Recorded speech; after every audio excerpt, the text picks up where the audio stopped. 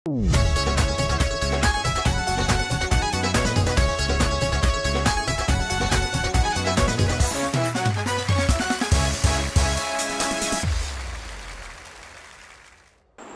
वालेकुम जी नाज़रीन, एक बार फिर मैं सजाद जानी तो मैं एक प्रोग्राम किया सी कुछ देर पहले डॉक्टर साहब के नाल।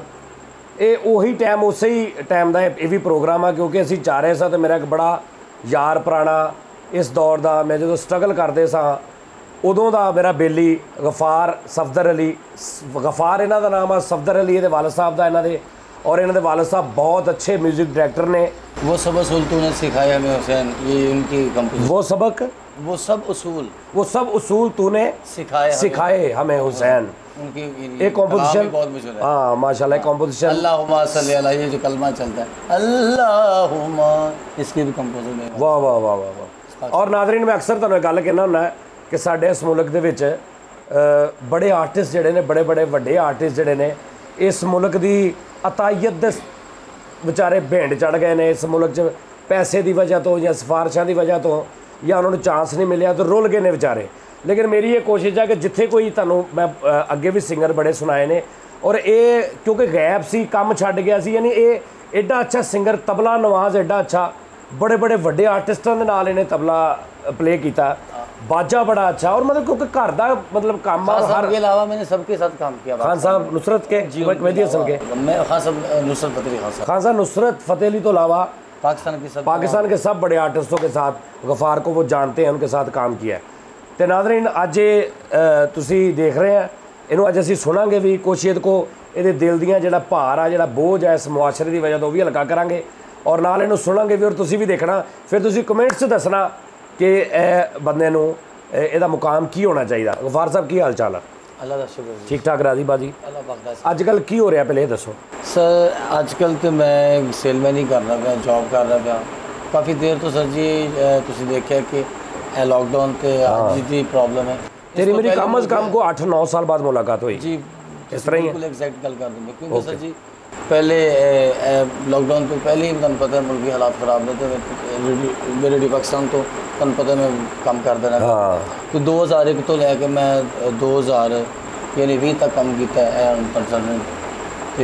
बाकी यानी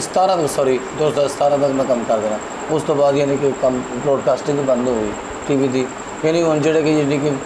मतलब मखसूस काम वो चलते हैं। तो उस तो बाद मैं कोई फ़ायदा ही नहीं है यार, दूसरा रोज़ाना का कोई घर का जरिया माश नहीं चलता। इतना शुक्र अलहमदुलिल्लाह, मजदूरी कर रहे हैं, हकलाल की मजदूरी करना पैना अल्लाह पाक का साल। हाँ, तो वो डिज़ायर वही है कि इंशाल्लाह ताला अल्लाह खैर करे। अच्छा हम सानू की सुनाओगे तुसी पहले दसो? मैं खास नुसरत फतेह अली खान एक गाना तो ओके ओके डन डन। अच्छा नाज़रीन, ये अज ना हारमोनीयम है ना तबला, लेकिन ਇਹਦਾ ਤੁਹਾਨੂੰ मैं वाजा हारमोनीयम भी सुनावांगा अनकरीब इंशाल्लाह, तबला भी सुनावांगा, गाना तुसी अज सुनो। और बहुत टैलेंटेड आदमी है, ਤੁਹਾਨੂੰ मैं आहिस्ता आहिस्ता ना थोड़ा थोड़ा करके इनू इंशाल्लाह पूरा ਤੁਹਾਨੂੰ तारफ करावांगा कि गफार पूरा जड़ा है देखो इनू केड़ा केड़ा टैलेंट है। देखो सर कोई गाना जी जासे सर जरूर जरूर।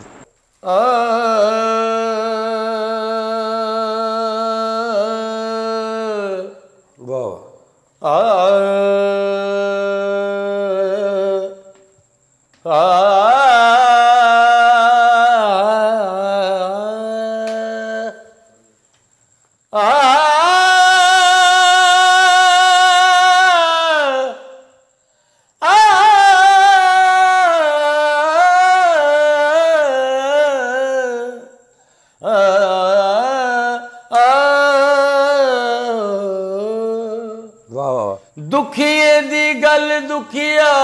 जाने हो, दुखिए दी गल दुखिया जाने। वाह वाह। ते सुखिए नू की खबरा यार जिना दे मौत ने मारे, यार जिना दे मौत ने मारे। उत्ते तक तक रोंदे कबरां ते कहनियां सुन चरखे दी, मिठी मिठी कू सुन चरखे दी। वाह वाह। मिठी मिठी कू माया मैनू याद आवदा सुन चरखे दी मिठी मिठी कू माया मैनू याद आवदा मेरे दिल विचों उठदी है हुक मेरे दिल विचों उठदी है हुक माया मैनू याद आंदा सुन चरखे दी मिठी मिठी कू वाह वाह बिच भुलेखे पा के मैनू कदी कवे चंगा कदी मंदा हाँ बिच भुलेखे पा के मैनू कदी कवे चंगा कदी मंदा बेकदरे दी बेकदरे दी यारी नालों इत्थे जहर खा लेना चंगा वाह वाह वाह वाह मेरी ईद वाला चन कदों चढ़ेगा चढ़ेगा अल्लाह जाने माही बेड़े कदों बढ़ेगा बढ़ेगा वाह वाह वाह दुख डाडे ने ते हाँ दुख डाडे ने ते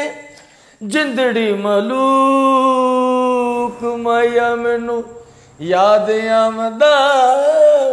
सुन चरखे दी मिठी मिठी कू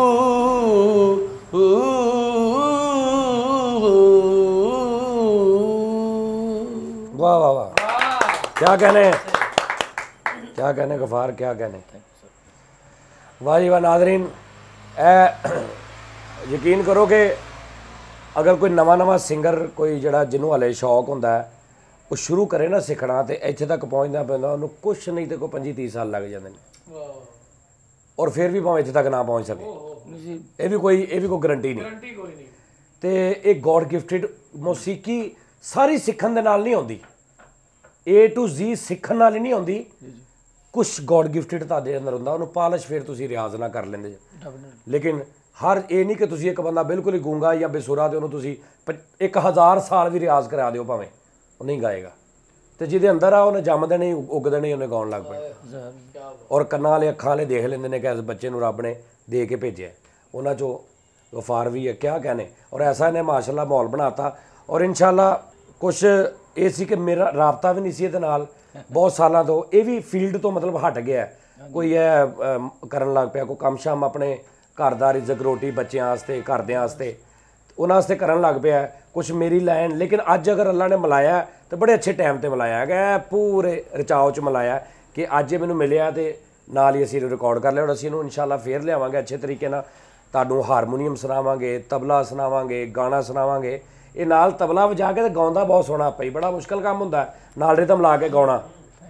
और तुहानूं इहदी हर आइटम सुनाओ अगर तुसीं इहनूं ज़्यादा तो ज़्यादा शेयर करना है इहनूं मुहब्बत चाहिदी है इहनूं प्यार चाहिदा इहनूं साडा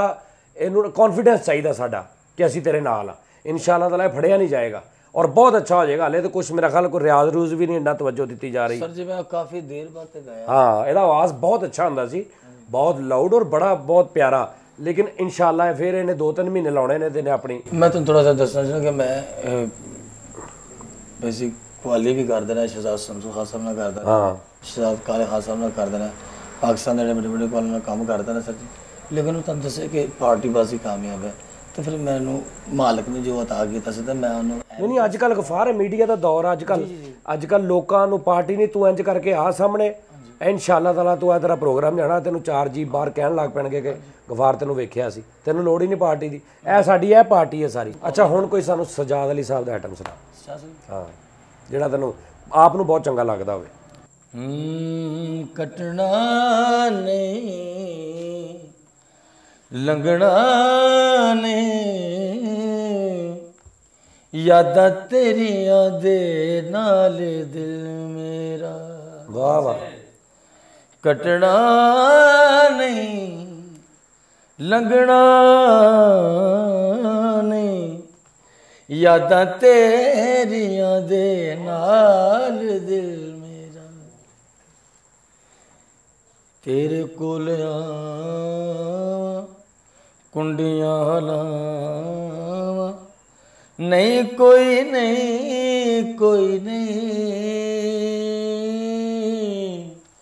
कटना नहीं लंघना नहीं यादां तेरियां दे नाल दिल मेरा। सॉरी थोड़ा मेरा गला वाह वाह वाह कोई गल नहीं मैं शहजाद साहब ने वाह वाह वाह कोशिश कर क्या कहने क्या सुन रहे थे सॉरी। अच्छा नादरीन मैं ਤੁਹਾਨੂੰ ਗੱਲ ਦੱਸਾਂ ਗਫਾਰ ਨਾ ਜੋਲੀ ਵੀ ਬੜਾ